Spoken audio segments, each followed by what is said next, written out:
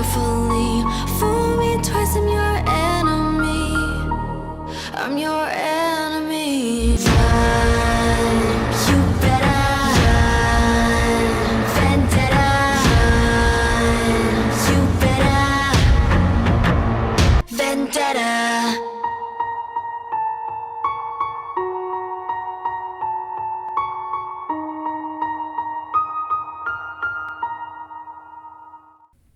So, still working on the YA video, obviously. I did say I was going to release a couple of other videos in the meantime, just discussing YA and its effects on the writing community, its effects on the reading community, and just kind of the all-around discussion about why it is so addictive, why it might be so addictive. I don't have any for sure answers, I just have suspicions. The more research I do, the more I'm learning that there are actually a lot of reasons that people prefer reading and writing YA. But we're not going to deny that it has a prominent spot in the market and it has been exploding. I know Alexa Dunn had released a video relatively recently about the YA genre dying, and it doesn't really sound like the YA genre itself is dying so much as it's harder and harder for debut authors to release YA novels because the market is so saturated with debut authors and authors who are consistently writing the same kind of material. At least that's from my perspective. Today, however, I wanted to talk about one of the biggest reasons I think people have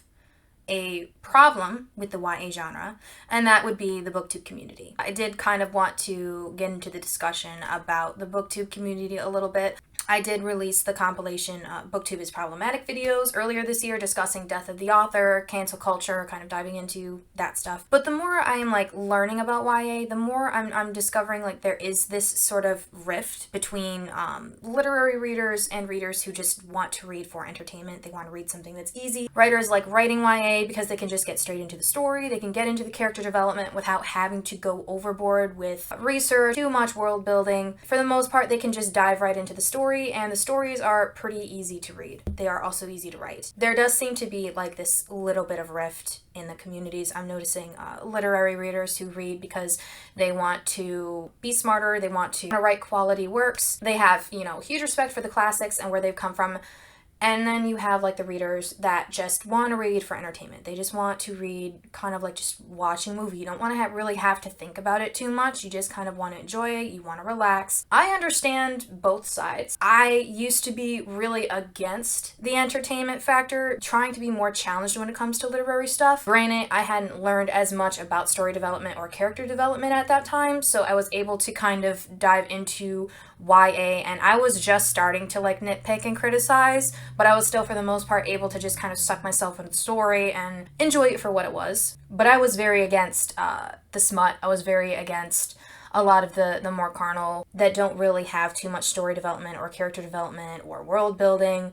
And I'm still kind of on the fence about it now, but I also like understand the entertainment factor. And I think that is because like I still like reading YA. I still like enjoying a story, and for the most part for me, that has always been kind of why I read. It's more so the story for me than it is like perfect writing or perfect world building. I hate the halt go method of reading, but even as I mentioned in like my Booktube is Problematic video and some previous videos, it does kind of get exhausting when it seems like the Booktube community is all of the same, and it's more of the same, and it's the same image, same material, same formula being used over and over and over and over and over again. And it is what keeps the community safe. I understand that. We don't want too much change. We don't want to explode with too much, different stuff and different people and people with different tastes because, well, a lot of people are insecure these days. So when it comes to, the literary readers who are like, have you read this? Have you read this? Booktube does tend to turn its nose up a lot, which is ironic because you would think that would be coming more so from the other side. It's like this push and pull attitude from both sides that I feel like we could work a little bit on, and obviously I'm going to get more into it in other videos and future videos because there's a lot to dive into, there's a lot to research, but I really think that's one of the reasons why YA has kind of got a bad stink to it.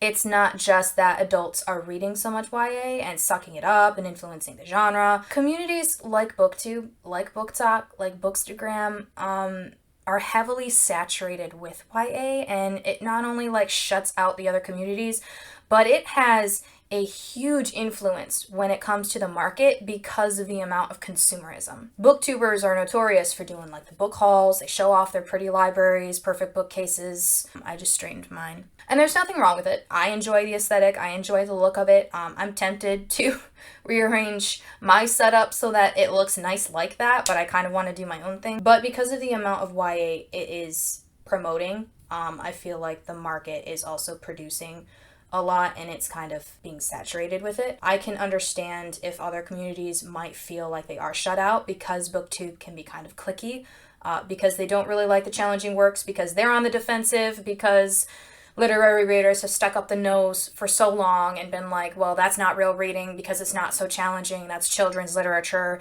And now YA readers are all stuck up because they're like, well, you read literary stuff, I like spicy stuff. It's just like, it's a lot of like push and pull. It's a lot of like not like other girl contests. So I understand like both sides of the spectrum, but at the same time, like it's kind of silly. I do wonder if that's one of the reasons why so many people kind of don't really like YA, or don't want to give it as much of a chance, don't want to give it as much credit as I do think that it deserves. It's a very fluid genre.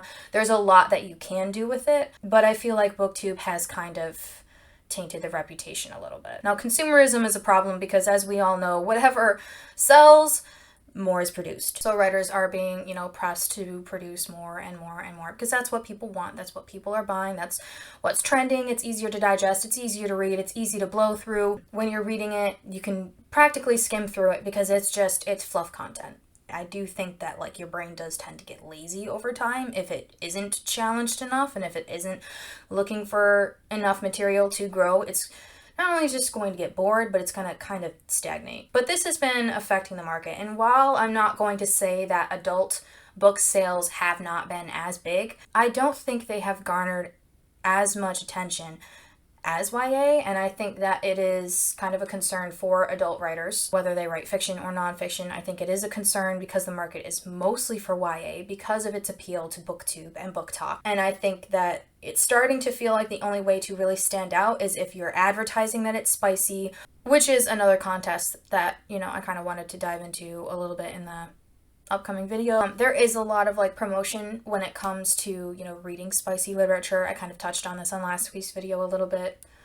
It's bleeding into the genres a lot, and it's very confusing. It's not just confusing on like what romance really is, but also like the toxicity level is masked by like Beauty and the Beast syndrome. Like, oh, it's toxic and everything, but down to heart, he's really Prince Charming. So it's also a lot of promoting that kind of material. And as I said before, I am a little concerned for younger readers who are still developing, who might be adopting these mindsets subconsciously, not realizing it, whether adults who are, logically developed or not. I think it also can kind of have an influence, not just in like the YA market. I do think a lot of writers, again, are being pushed more so to do the new adult and the YA instead of going into like the smut genre or the erotica genre, because it feels like it went from like, okay, I write erotica to no, now I write smut. And we had that huge blow up with 50 Shades of Grey. And then it went to like, spicy like new adult, because new adult has more mature content than young adult. But then it feels like it kind of like dove a little bit deeper and is entering like the YA genre in some cases. And it's just, I've read some very disturbing YA novels that really, really should not be YA novels. Graphic, disturbing content. If I had read it as a child, I probably would have thrown up. So I think that a lot of like the promotion when it comes to consumerism is revolved around the spicy stuff. BookTube seems to be doing a lot of it. BookTok seems to be doing a lot of it. And it is kind of diverting the attention away from the contents of the story into these more carnal fantasies. And I understand that like some romance stories are going to be problematic and they're going to boom. Twilight boomed, After boomed. I understand that. But I don't understand why we feel the need to have to promote the spicy YA as readers versus like just promoting erotica, versus like just promoting like smut. So that's what you're into. Wonder if like maybe it's this sort of shame. Like there's always been kind of like that factor that I feel like women have kind of had to break out of is, you can't really read smut in public. You can't really read spicy things in public. But then you have things like A Court of Thorns and Roses that I didn't really think was that spicy. I thought it was very vanilla. But it's advertised as being spicy. So it's being promoted, and it's turning into like this big contest of like who can read the spiciest literature. I do think it's only promoting this kind of mentality with like younger viewers or younger readers, that's what they should be seeking when they're seeking out literature, and that is also a concern for me. It's diverting the attention away from the story, away from character development, away from what really makes it art.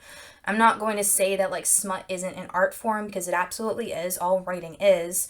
However, promoting the same image over and over and over and over again to the point where it saturates the market kind of deflects attention from other areas in the market that might be more challenging, that might be more developmental when it comes to growth, when it comes to challenging yourself, and you stay in this comfortable bubble for so long that you lose yourself in it, and it kind of like consumes and takes over. I do think that is why a lot of people in the literary community are concerned. It's not just the feeling of like being left out. It's not just the feeling of not getting the recognition, of not being able to open the discussion with the books that they desire because they feel like they have to follow the trends to get any kind of attention, to get any kind of discussion going, which I understand.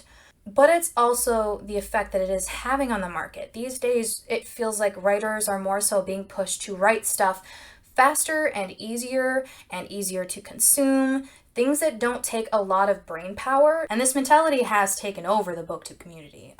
Some of them have moved on to reading more so new adult, but it's not much different material from the young adult. There are a few that I've seen, move on. They'll move on to nonfiction books, they'll move on to adult books.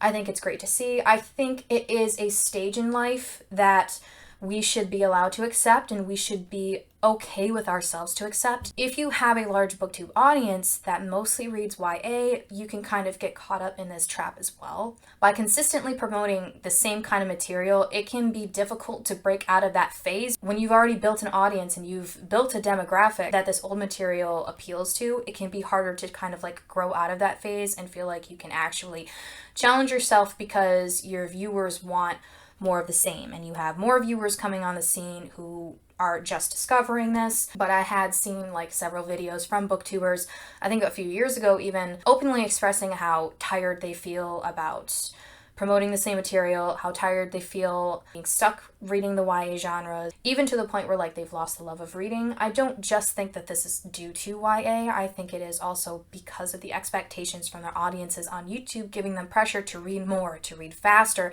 and the competition that is in the community already. And just because you're in the booktube community doesn't mean that you have to only promote books of a certain type. I can feel like booktubers want to break out, but I think that they're kind of like scared to go too far too fast. I think people in the literary community might be feeling a little discouraged. Sometimes it takes a while, and it takes effort to find what you enjoy doing and what you want to do and the kind of material that you want to promote on here. I don't think that it has to be limited to YA, and I think as long as the booktube community limits their material to YA just for the appeal of the audience, I think the longer we're going to stay in this state of non-motion. There's a lot of material that we could be putting out there. I've said in several videos, I will say it again, using YA as our sole purpose for even having a channel, I think is what's holding us back from actually growing and doing different things. And there's so much to explore, there's so much to dive into, and there's so much to discuss, that I think the real thing that's like really holding booktubers back is just fear of not being as successful, or not having it as easy, or having to challenge themselves. But that's just like what I have been seeing, and I think that it does catch up to you after a while, which is why I was seeing a lot of the booktube videos, the booktube goodbye videos. I was seeing a lot of people either leaving community or taking a hiatus or stalling their channel. And I think the pressure from like the audience that they have garnered over the years, even though it was garnered very fast, it was only meant to be temporary, because you're only promoting from a certain genre and you're only promoting one type of material from that genre, not realizing that you're going to outgrow it. You can't just like flip genres because you're promoting the same material but with different genres, you're promoting the same material with the same genre, so you have to like start over with all of it. It makes it like 10 times harder, and that's really what's holding the community back. So yeah, that is my little rant. YA addiction video is still in production. I'm about to finish the script in the next couple of days, so by the time I upload this video, I should have like the audio recorded and I can actually get down to editing it. I'm hoping to release one more in-person video. In the meantime, I want to talk about Peter Pan syndrome and the feeling of just like never wanting to grow up, as well as like personal reasons for why I prefer writing and reading YA. But I'll get more into that in like next week's video. I'll see you guys then.